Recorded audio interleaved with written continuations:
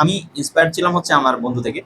তো আজকে তার থেকে শুনবো যে ওয়ার্ড মিনিং মনে রাখার কি কোনো আসলে টেকনিক আছে নাকি হচ্ছে মানে এটা আসলে কিভাবে এতগুলো ওয়ার্ড বা হচ্ছে একটা ডিকশনারি শেষ করে ফেলার। আসসালামু আলাইকুম, স্টার এডু সেন্টার থেকে আমি নুরুল গনি সগির। আজকে আমাদের সাথে উপস্থিত আছেন আসাদুল্লাহ স্যার। আমি স্যারের ব্যাপারে পূর্বে একটা ক্লাসে বলেছিলাম, আমরা যখন ওয়ার্ড মিনিং পড়ি তখন আমাদের ওয়ার্ড মিনিং মনে থাকে না, যখন কথা বলতে যাই তখন এগুলো অ্যাপ্লাই করতে পারি না, এরকম বিভিন্ন সমস্যা আমরা ফেস করি। তো এই যে ওয়ার্ড মিনিং মনে রাখার যে বিষয়টা, এটা আমি আসলে ইন্সপায়ার্ড হয়েছিলাম আমার এই বন্ধুর থেকে। হ্যাঁ, আমরা যখন ইন্টারমিডিয়েটে একটা মেসে থাকতাম তখন মানে আমরা একসাথে একটা বাসা নিয়ে থাকতাম আর কি। তো তখনই হচ্ছে আসাদুল্লাহর যে অক্সফোর্ডে যে লাল যে ডিকশনারিটা আছে এটা অলমোস্ট শেষ হয়ে গেছিল। এবং আমি হচ্ছে ওর টেবিলে গিয়ে দেখি যে এতগুলো খাতা, হ্যাঁ মানে সবগুলো শেষ। তো আমি খাতাগুলো উল্টায় দেখি কি সবগুলো শুধুমাত্র ওয়ার্ড মিনিং লিখে শেষ করা, এমনও হয়েছে একটা ওয়ার্ড 3 পেজ 4 পেজ 5 পেজও লেখা। ঠিক আছে, তো এরপর থেকে আমিও শুরু করি। আমি তো আর এত বেশি করতে পারিনি, তবে যতটুকু করা গেছে করছি আর কি। তো আমি ইন্সপায়ার্ড ছিলাম হচ্ছে আমার বন্ধু থেকে। তো আজকে তার থেকে শুনবো যে ওয়ার্ড মিনিং মনে রাখার কি কোনো আসলে টেকনিক আছে নাকি হচ্ছে মানে এটা আসলে কিভাবে এতগুলো ওয়ার্ড বা হচ্ছে একটা ডিকশনারি শেষ করে ফেলার পিছনে আসলে মানে এটা টেকনিক কাজ করে নাকি স্ট্রাগল, এই ব্যাপারগুলো আজকে আসাদুল্লাহ থেকে জানবো।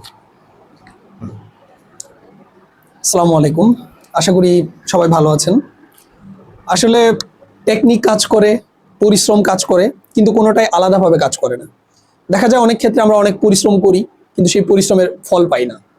আবার পরিশ্রম ছাড়া আসলে টেকনিক কোনো কিছু না। আসলে আপনি যখন পরিশ্রম করবেন, সেই পরিশ্রমে যদি আপনি হচ্ছে টেকনিকটাকে যোগ করতে পারেন, আপনার পরিশ্রমটা অনেক বেশি কার্যকরী হবে।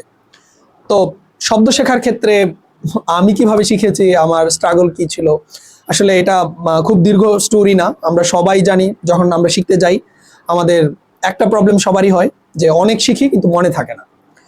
তো সেটার জন্য আমি যেটা করেছিলাম, আমার মনে থাকে না, আমি অনেক বেশিবার লিখতাম খাতায়, এবং যেটা করতাম যে সেন্টেন্স তৈরি করার চেষ্টা করতাম। এটা আমার নিজে থেকে ডেভেলপ করা না, আমি অন্যদের থেকে শুনেছি যে সেন্টেন্স তৈরি করা বা খাতায় লেখা এই বিষয়গুলো অনেক বেশি কাজ করে।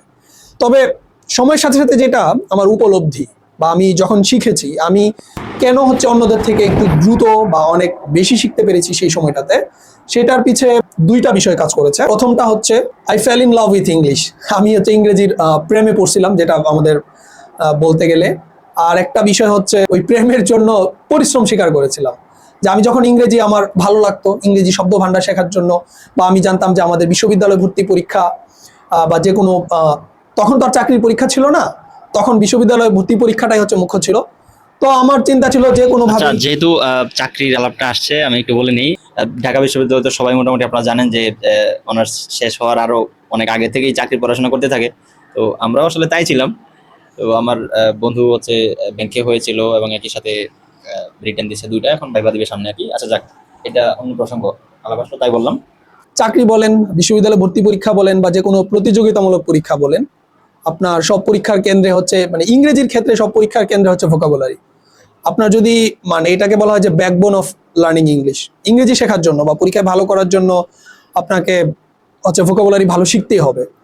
চাকরি পরীক্ষা বলেন, বিশ্ববিদ্যালয় ভর্তি পরীক্ষা বলেন, আপনার ভোকাবুলারি ছাড়া আপনার মুক্তি মিলবে না। এটার একটা প্রকৃষ্ট উদাহরণ দিই। আমাদের যে সর্বশেষ বাংলাদেশ ব্যাংকের যে অ্যাসিস্ট্যান্ট ডিরেক্টর পরীক্ষাটা হয়েছে, 20টা প্রশ্নের মধ্যে 15টা প্রশ্ন ছিল যেটা বেসড অন ভোকাবুলারি। আপনি যদি আপনার কনফিডেন্স লেভেলটাকে গ্রো করতে চান এবং আপনার সার্কেলের অন্যদের থেকে এগিয়ে রাখতে চান নিজেকে, আপনাকে অবশ্যই ইংরেজি শিখতে হবে। আর ইংরেজি শেখার জন্য সবথেকে গুরুত্বপূর্ণ হচ্ছে ভোকাবুলারি শেখা। তো সেক্ষেত্রে কোনো ধরনের কম্প্রোমাইজ করলে আপনার ইংরেজি শেখাটা হবে না।